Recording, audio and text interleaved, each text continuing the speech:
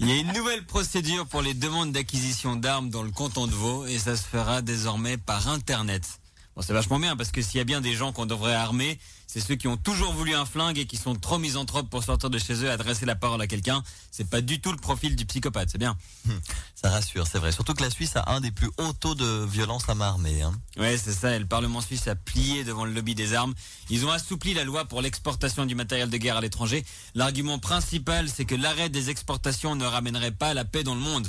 Ouais, quitte à ce que des étrangers se tirent dessus, autant que ce soit avec du Made in Switzerland, comme ça nous rapporte du fric en même temps.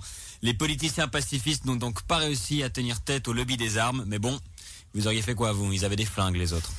Il paraît que ce jeudi, vous nous faites l'agenda culturel. Oui, c'est tout à fait juste, je suis très bien informé. Sorti en salle hier du film Her, qui raconte l'histoire d'un homme qui tombe amoureux de son smartphone.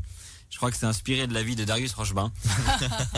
L'avantage d'un smartphone par rapport à une femme, c'est que pour faire vibrer le smartphone, le bouton est super facile à trouver.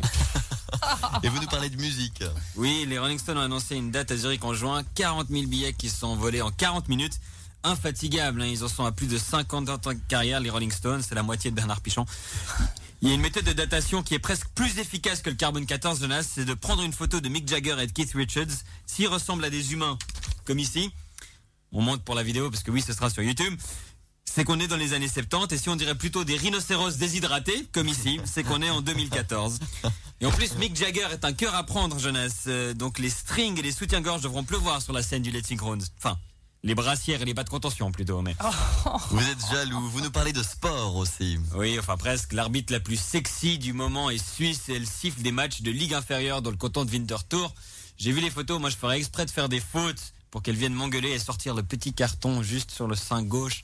Bon, ça veut dire que je serai expulsé après 5 minutes de match, mais bon, de toute façon, j'aime pas le foot. Et après une telle scène, je serais tout content de passer sous les douches.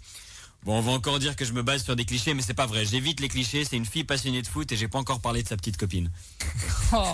Un fait divers pour la fin. Une veuve américaine qui a obtenu en justice le droit, Jonas, de conserver la semence congelée de son mari décédé pour pouvoir faire des enfants plus tard. Bon, si elle aime tant la semence congelée, elle n'a qu'à aller faire l'amour à la Brévine. Et faire des enfants à quelqu'un qui est mort depuis longtemps, c'est pas nouveau. Laetitia Hallyday l'a déjà fait.